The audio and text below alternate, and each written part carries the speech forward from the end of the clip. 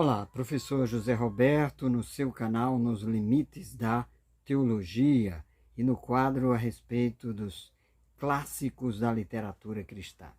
Hoje nós vamos falar a respeito desse livro aqui, Proslógio. É um livro da autoria de Santo Anselmo de Cantuária ou Anselmo de Aosta ou simplesmente Santo Anselmo.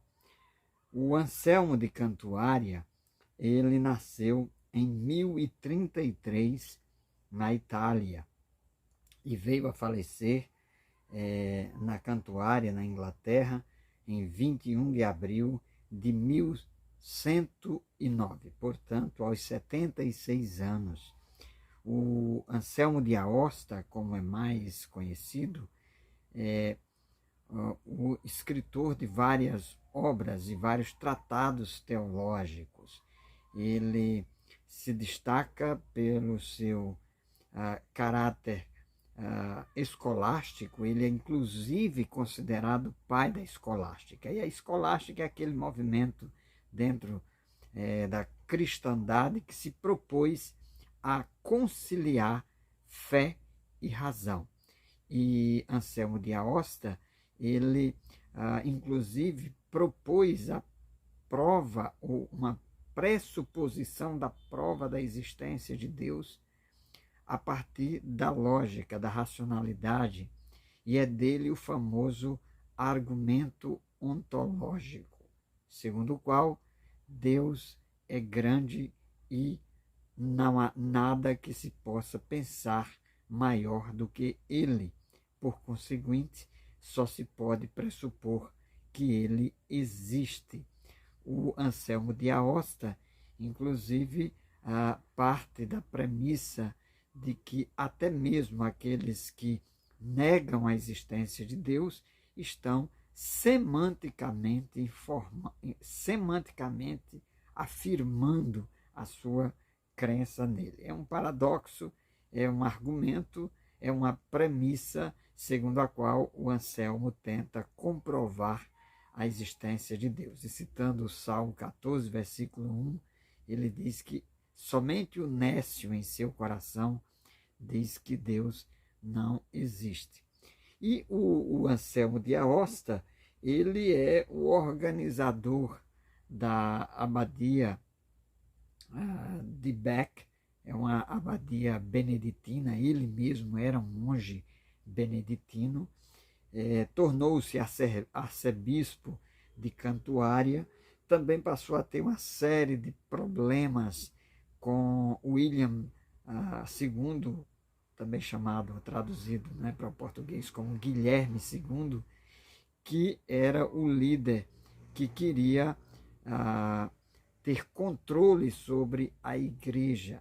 E o reinado de Guilherme II tentava ter o controle sobre a igreja e o Anselmo tentava, de algum modo, ir contra esse posicionamento, e justamente por isso ele foi exilado várias vezes, por causa desse engajamento. Então era uma pessoa de contemplação, mas também era uma pessoa engajada e era terminantemente contra a ingerência do Estado na igreja. E o Anselmo de Aosta, ele publicou várias obras. Certamente a mais conhecida entre elas é o Proslógio. O Proslógio é uma obra que está dividida em alguns capítulos. Os capítulos iniciais servem para a exortação, a contemplação, a meditação em Deus. E algo que nos chama a atenção nesse livro, que nos mesmos moldes das Confissões de Agostinho de Hipona, esse livro também, todo ele é em forma de oração. Inclusive a palavra proslógio quer dizer discurso em direção ao outro, e o outro aqui não é ninguém menos do que o próprio Deus. E por isso mesmo esse livro é um livro que, nas partes iniciais, ele, no capítulo 1, ele destaca essa contemplação, essa adoração a Deus. Inclusive, esse é um tema central dessa obra, que na medida que ele faz teologia com oração, ele faz teologia com adoração. Isso nos deixa um ensinamento, né? Que a teologia também é um ato de adoração a Deus, de contemplação a Deus. O capítulo 2, ele defende a existência de Deus. E aí ele vai argumentando, né, que Deus é tudo aquilo que é melhor que exista do que não exista, e que, sendo o único que existe por si mesmo, fez tudo do nada. Então ele vai levantando uma série de argumentos favoráveis à defesa de Deus. Por isso a escolástica, por isso ele ser considerado o pai da escolástica. É um livro muito bonito, é um livro de contemplação, de reflexão, é um livro de oração, é um livro de adoração. E o principal ensinamento desse livro é destacar para uma teologia humilde. E mesmo ele sendo um monge escolástico, ele não coloca a razão em primeiro plano, em evidência, em primeiro plano, ele coloca a fé.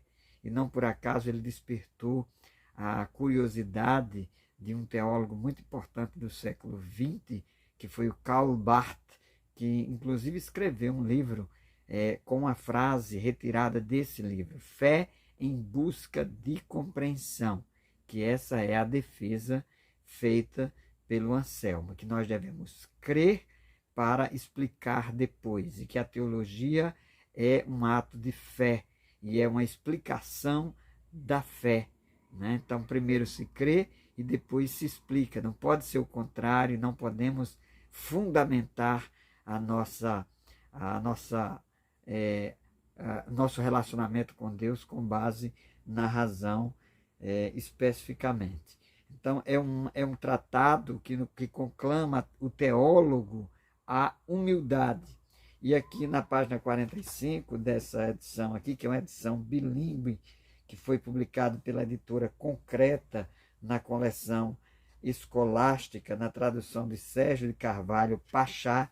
Então é uma edição bilíngue, porque é uma edição em latim e português.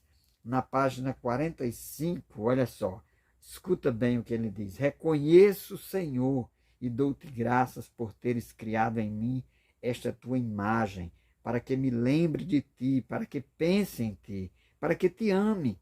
Mas tão destruída está ela por obra dos vícios, tão escurecida pelo fumo dos pecados, que não pode alcançar o fim a que fora destinada, a não ser que a renoves, que a reforme e renoves. Não tento, Senhor, penetrar a tua profundidade, pois a ela de modo algum pode comparar-se minha inteligência, mas desejo, na medida de minhas forças, compreender tua verdade, em que crê e que ama meu coração. Pois não busco entender para crer, mas creio para entender. Creio com efeito, pois, se não crer, não entenderei. Então esse é o mote, é o tema aqui do proslógio. Crer para compreender, crer para entender.